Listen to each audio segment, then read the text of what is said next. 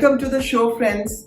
Starting with the first episode of the series of podcasts that we had planned to do is the very intention of encouraging and giving hope to the cancer survivors or their caregivers or the victims around the world so that they can come out victorious, as has our first guest today, the very distinguished Mrs. Urmil Bakshi, who will share her very personal journey with us. Enjoy the show.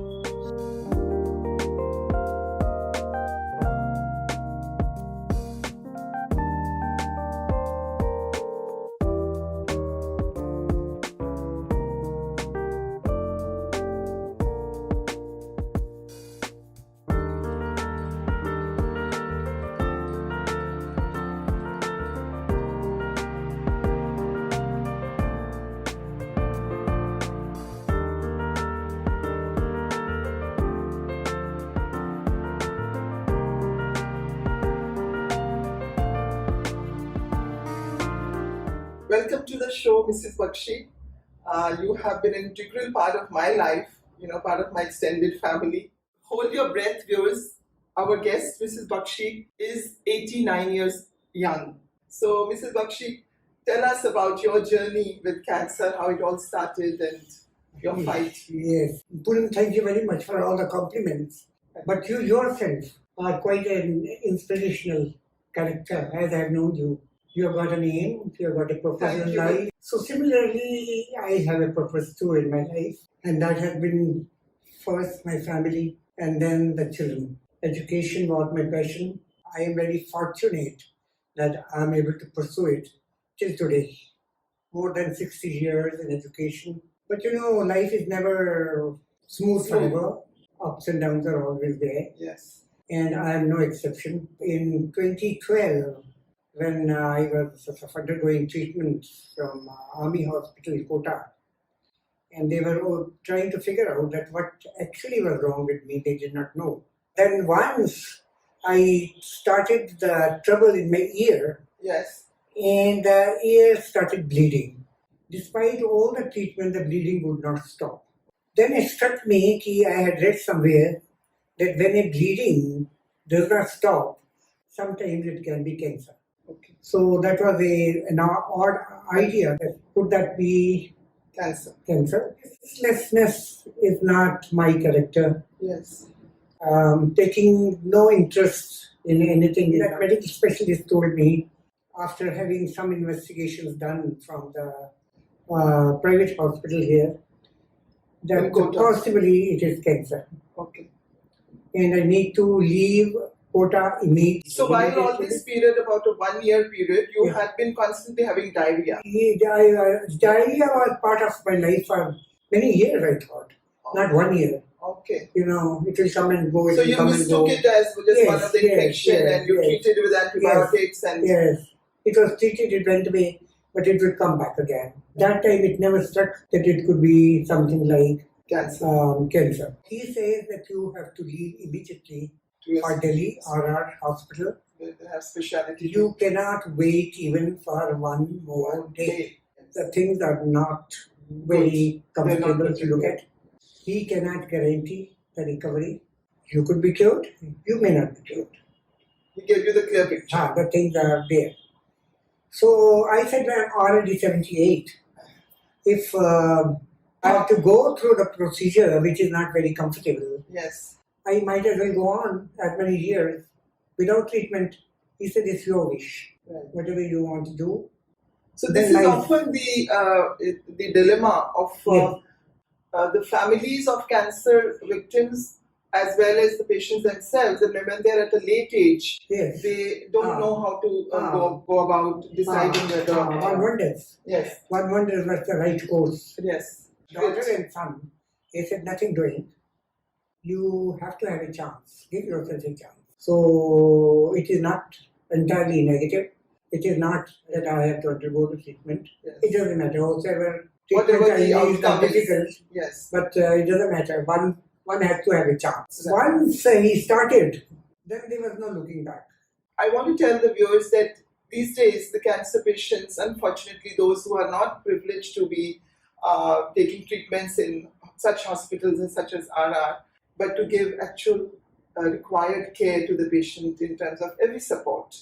And they are having to spend their savings of their lifetime, and neither the life is saved nor the family is saved, because when you're rid of everything, then how does your family continue? So we really need such genuine medical care. Absolutely, absolutely. The doctor is the main hero. Yes, where the purpose is to give yes. Life to the, even if it's extended life of a few years, absolutely, with quality and a genuine advice. That is so true. Yes. Yes, because it's not money making at all. Yes. So thereafter you finish your chemos, and then you I finished started with the warrior approach. I will throw the cancer out of my body. Yes. And I'm bigger than the cancer. That approach really helped you. And yes, through your very, very planned diet approach and lifestyle approach, and you're continuing with your work every single day, going to school and keeping a very active life, and spiritually you were having great faith that you will be overcoming this illness. Yes. And then I believe there was a remission. I was supposed to take walk every day, but I never had strength to walk. Yes. But somehow So this was during one of your periodical checkups. Yes, yes. So I had to stay there.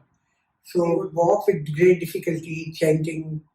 Mantras. I've been always very fond of mantra chanting. Yes. Mantra chanting that I used to do. Yes. And walk, say, to start with for 10 minutes, then 15 minutes, then half an hour. And after that, I would sit and do yoga. There was a park there. Of course, yes. I would sit. Yes. And after, in a few days, I had a group of people who were joining you. Not that I knew much of yoga, yes. but whatever I knew. Yes. So we would sit and do together, sitting in the sun and talking to each other. Yes. And that social interaction and joke. That plays such a big role. Yes. It did. The social support, the family support, the correct medical support, and your own faith and approach towards this disease with the holistic angle. Yes. You with the chemo for a very long time. Yes. They had decided 14 chemos. Yes. But after 9, my hand and feet. You started having neuropathy. Neuropathy, and they were all, the skin was going away. Right. The reaction was, they said, no, we cannot continue with that. Yes. And we'll wait. Yes. At this point, they also wanted to perform a surgery to remove the growth. The doctor asked the surgeon. Yes. Oncosurgeon, that the surgery could be performed or not. He said, at this age, I would not advise surgery. Yes. And I'm very sad to say that the doctor, he was such a wonderful doctor. Yes. 2-3 years after this incident, and then did you go through the surgery? Yes, later on. So I believe the doctor asked you, Mrs. Bakshi, you are this age, and you're fragile and vulnerable. Do you want to do the surgery? That was 2 years. So he did not expect a yes from you. Yes. And you said, I'm in for it. Yes. If you want to do it, do it. Yes. And he asked you when, and you said tomorrow morning. Yes. And the doctor said he wanted to cut open your body and see what metal are you made of. What steel or iron or... He was surprised, but I thought that was our only answer. If you have to do surgery, that is so commendable. And if you do it, do the fullest. I always believe that being a doctor myself, that the patient and the doctor are like partnership. Yes. The patient has to help the doctor take decisions, give strength from being positive, and the doctor has to perform his duty. So you were performing that wonderful role of being a partner in your recovery. That is true. Yes. But he had to have the, so you underwent a number of doctors to take a final together to take the final decision. Yes. Yes or no. Yes. Then while they were discussing this discussion, then we went for 2-3 hours. And then they called me. Okay. And they told she's a patient. Yes. Should we? Or should we not? Or should we not? Yes. They all looked at me and they said, yes, the surgery should be performed. So you gave them... The age factor was there. Yes. Age factor was there. But it was your grit which gave them confidence. Yes. That plays such a big role, Mrs. Bakshi, I believe. So the surgery was performed, and after that I've been going for checkups. I have been all right. And after chemos, when I came home to Quetta, yes, my legs, they would shake. I was not able to stand. Yes. After one day went away, I told my husband that Veggie, Brigadier Bakshi. Brigadier Bakshi. Tomorrow I am going to go to school. Mm. And nobody is going to tell me, no, you cannot go. Wow. I'm not going to hear to no, I am going. You wanted to defeat Yes. that body Yes. giving up. Yes. And it was your willpower Yes. which overcame that weakness. Yes. So I went to school. It was difficult for me to speak even. I needed a sip of water after every 2 sentences. The mouth would get dry. Yes. The legs would shake. Gradually, I overcame that weakness and that trauma and everything. Mind over matter. Mind over matter. If you decide to do something, yes, body will not come in the way. Because that is what the power of mind. Absolutely. Power of mind is so bigger than the wonderful. Absolutely. That the more you demand, yes, the more it gives to you. And when you decide, the very mystic power from the universe yes. comes to be by your side. Yes. So the whole universe conspires to give you what you want. And you wanted to continue, you wanted good health, and that's what you were imparted by the higher forces. Yes. Gradually, I was able to perform my duties in the school. And at that time, my grandson was here. And your entire team of your teachers and your faculty, and they were also supportive, and you became like an icon. And then you carried on to impress the government and everybody around with your example of the fight that you really brought on. That they awarded you with so many. But it was not me. I think it was God. Teamwork. He's the one who decides. Yes. And then finally they declared you cancer free, and all you had to do was just go for your PET scan to every year check that the big C is off. Yes. It's been thrown out. Yes. There's no more the guest in your body. Yes. So as I was telling you, my grandson, he used to go to gym. Yes. Nearby the house. Yes. He said, Dadiji, why don't you join gym?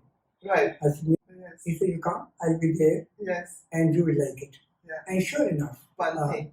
What do you think was the cause of your cancer? Did you ever introspect during your prayers and meditations? Nobody. They say that you had the most amazing disciplined life with the best diet habits and lifestyle habits.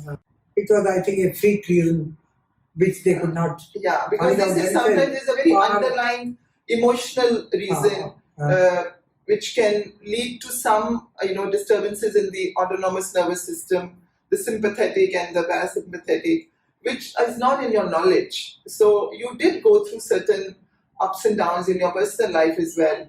These reasons, perhaps mental trauma here and there, does not.